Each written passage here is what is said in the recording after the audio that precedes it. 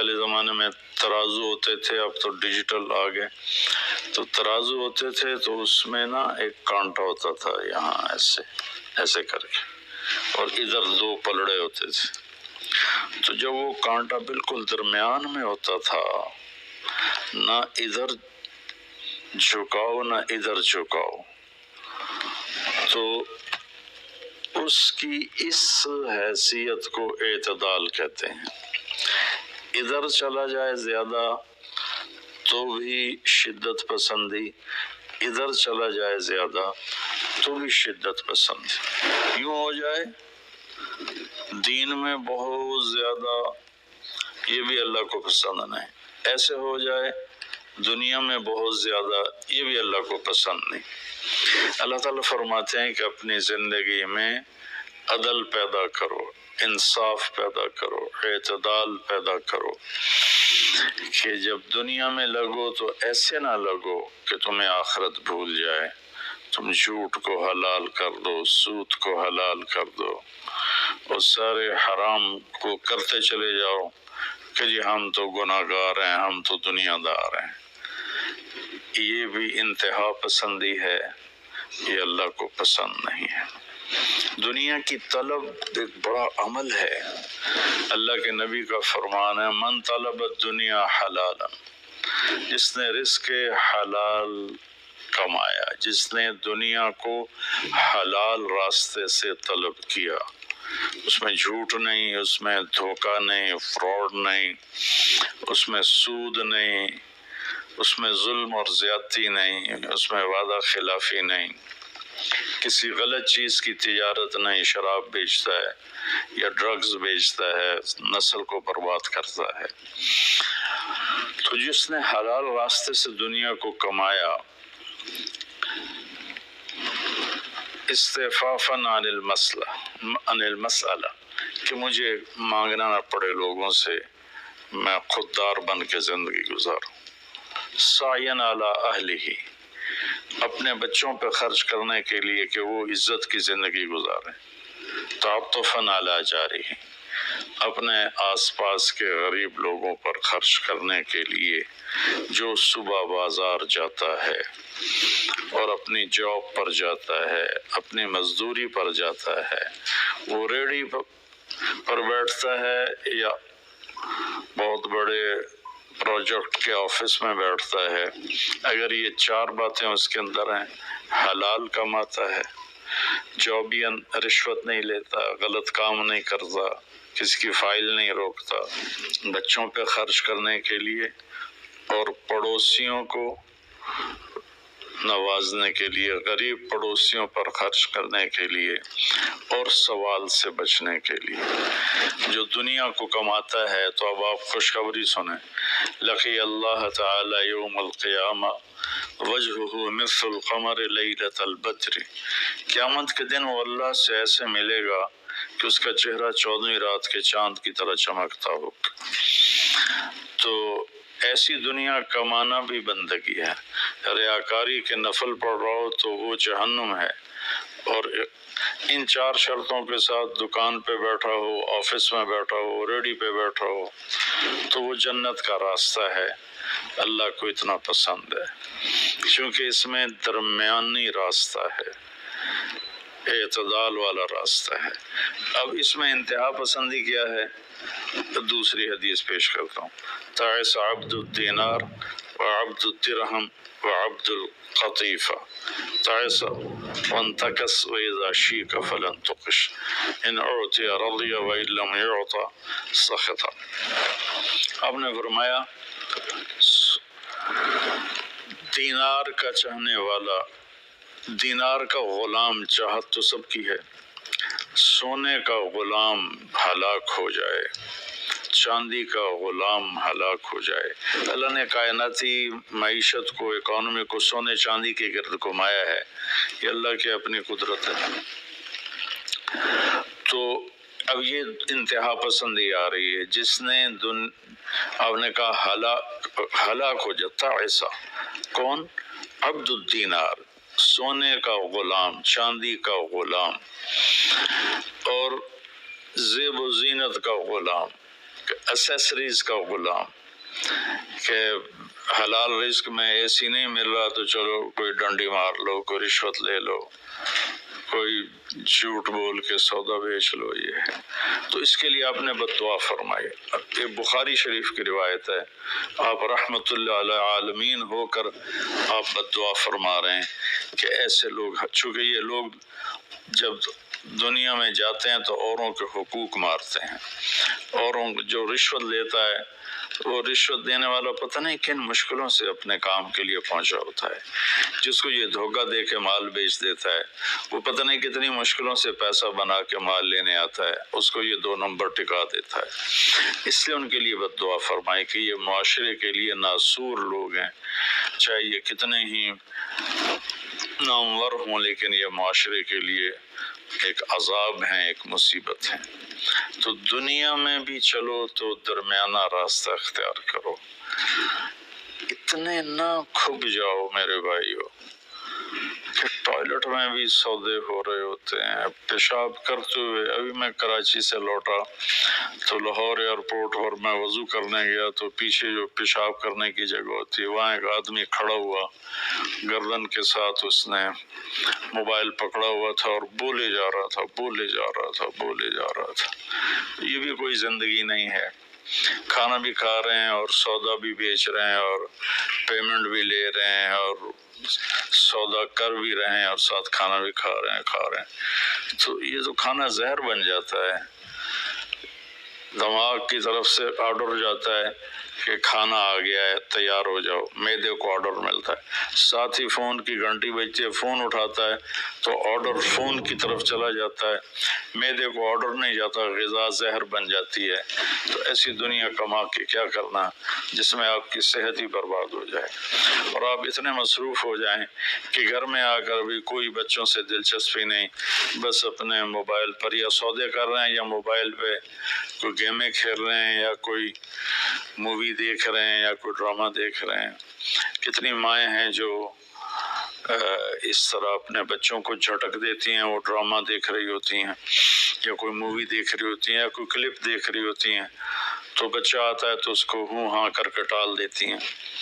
میرے بھائیو، میری بہنوں، اپنی زندگی کو وہ درمیان میں لاؤ. میں آپ کو مثال دیتا ہوں. گاڑی کے چاروں ٹائر میں ہوا بیلنس ہو تو گاڑی صحیح چلتی ہے، چاہے ایف ایکس کیوں نہ ہو. اور اگر ہوا اوپر نیچے ہے، بیلنس نہیں ہے، تو مرسڈیز بھی ہوگی تو وہ چلنے میں آپ کو تکلیف دے گی. ایک گاڑی ہے، انسان بھی، اس کو بھی بیلنس آف لائف چاہیے. یہ گھر میں آؤ تو گھر کے ہو جاؤ، فون آف کر دو اور اپنے بچوں سے بات کرو، بیوی سے بات کرو، ان کے ساتھ بیٹھو، ان سے گپ شپ کرو اور گھر کی باتیں کرو، گھر کے مسائل ذکر کرو. باہر کے مسائل کو گیٹ پہ چھوڑ کے آ جایا کرو. تو یہ تو دنیا ہے نا، اللہ نے اس میں ناپسند کیا ہے کہ ہم اپنے آپ کو زیادہ کھو پائیں. لیکن دین میں بھی اللہ نے ناپسند کیا ہے کہ ہم اس میں زیادہ لگ جائیں. لا تغلوا فی دینکم، اپنے دین میں انتہا پسندی پہ مت جاؤ. اللہ نے اپنے محبوب سے فرمایا فلا تذهب نفسك علیہم حسرات. میرے نبی، آپ ان غیر مسلموں کو تبلیغ کرتے ہوئے اتنا دکھ نہ اٹھائیں کہ آپ خود آہیں بھرتے بھرتے فوت ہو جائیں. اللہ نے اپنے نبی سے فرمایا. نماز لمبی کی تو اللہ نے اس سے منع فرما کر فرمایا کہ ما انزلنا علیک القرآن لتشقى. اللہ نے اپنے نبی سے اعتدال مانگا. لا تبسطها کل البسط. میرے نبی، آپ مال خرچ کریں لیکن سارا نہ خرچ کریں، کچھ بچا کے بھی رکھیں. اللہ نے اپنے محبوب سے فرمایا. اس لیے تو اللہ نے زکوٰۃ کا نظام چلایا. تو اور ایک حدیث پہ پیش کرتا ہوں. 3 صحابہ آئے حضرت عائشہ رضی اللہ عنہ کے پاس کہ اللہ کے نبی کی رات کیسی ہوتی ہے. تو انہوں نے فرمایا کہ سوتے بھی ہیں اور اٹھتے بھی ہیں، نفل بھی پڑھتے ہیں. بلکہ آپ کی بہت خوبصورت عادت تھی، جب آپ تہجد سے فارغ ہو جاتے تو یوں کر کے لیٹ جاتے، ایسے کر کے، اور حضرت عائشہ رضی اللہ تعالیٰ عنہ بھی اٹھ جاتی تو آپ ان کے ساتھ اسی حال میں باتیں کرتے، گپ شپ لگاتے. تہجد کے وقت میں اپنی بیگم سے پیار محبت کی باتیں ہو رہی ہیں، اتنے میں حضرت بلال اذان دیتے تو آپ اٹھ کے 2 رکعت سنت ادا کرتے اور نماز پڑھانے کے لیے مسجد تشریف لے جاتے تھے. تو اتنی اعتدال کی لائف تھی، ہنسی مذاق فرماتے تھے. اور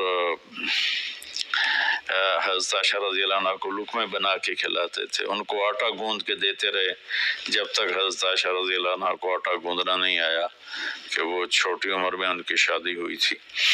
تو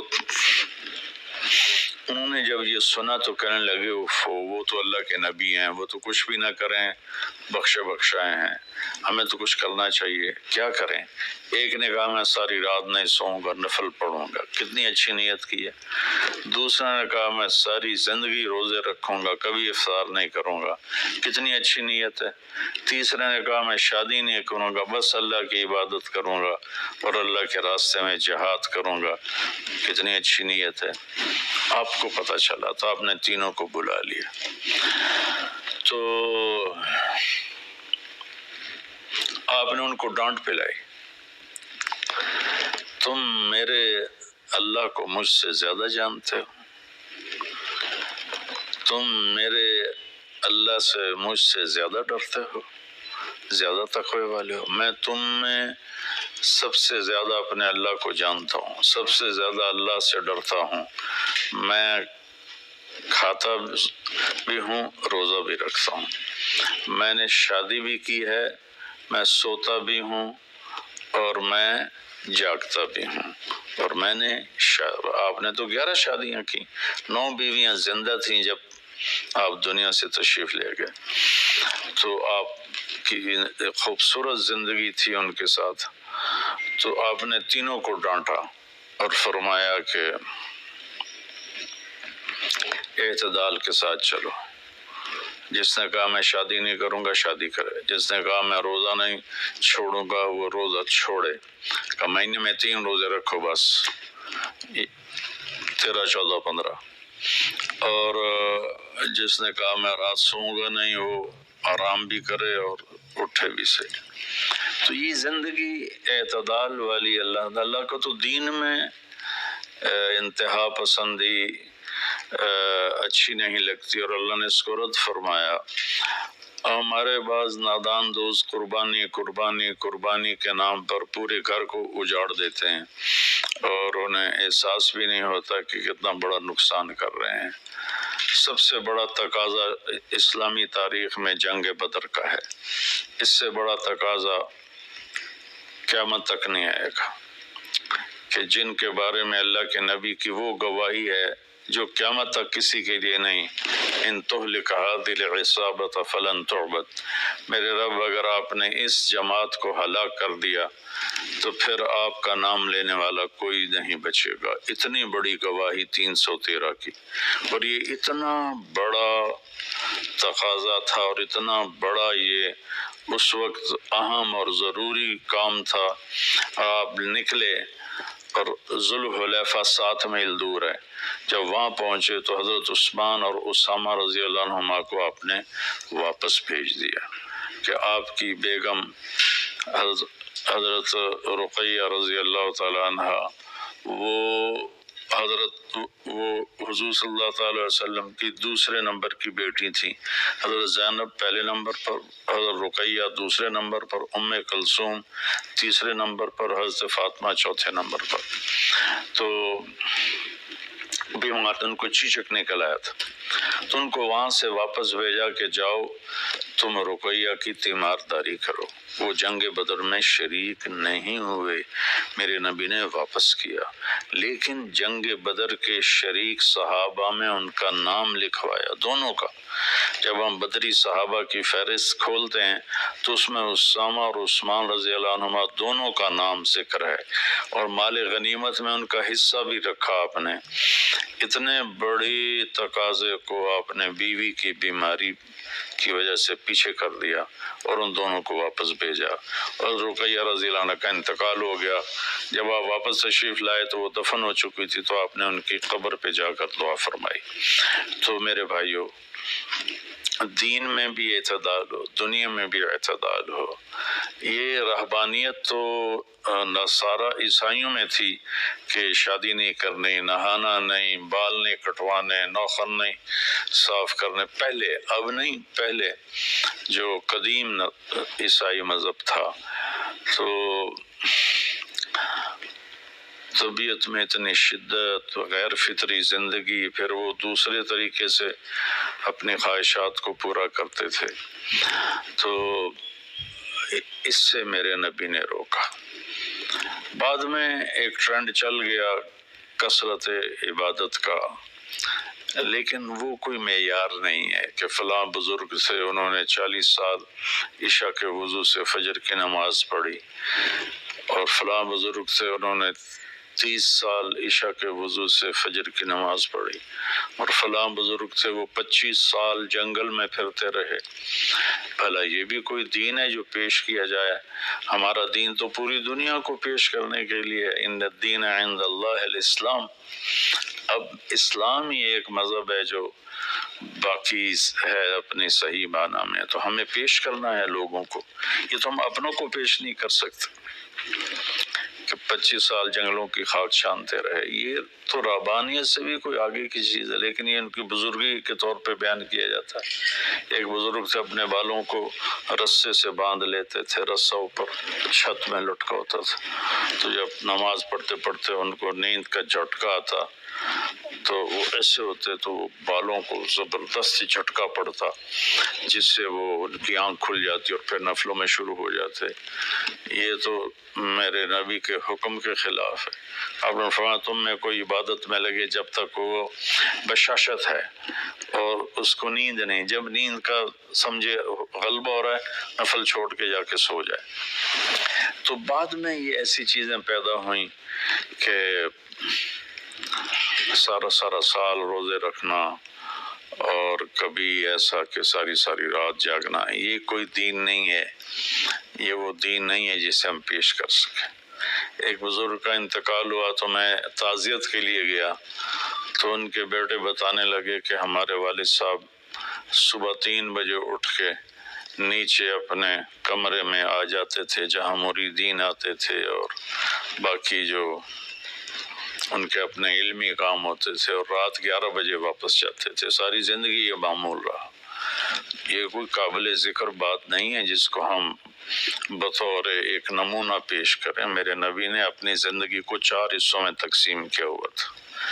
ایک حصہ لوگوں کے لیے، ایک بیوی بچوں کے لیے، ایک اپنی ذات کے کاموں کے لیے۔ آپ اپنے کپڑے خود دھوتے تھے، 9 بیویاں تھیں، آپ اپنے کپڑے خود دھوتے تھے، اور ایک حصہ آپ نے رکھا ہوا تھا اللہ کے لیے۔ تو آپ سے زیادہ مشکل لائف کسی کی نہیں، آپ سے زیادہ بڑا ذمہ دار کائنات میں کوئی نہیں۔ آپ نے زندگی کو 4 حصوں میں ڈیوائیڈ کیا ہوا تھا۔ تو اگر ہم دنیا میں لگتے ہیں تو حلال حرام بھول جاتے ہیں، جھوٹ سچ بھول جاتے ہیں، دھوکہ دیانت کو بھول جاتے ہیں، اور دین میں لگتے ہیں تو بچے بیوی بھول جاتے ہیں، اپنے کام کاروبار بھول جاتے ہیں۔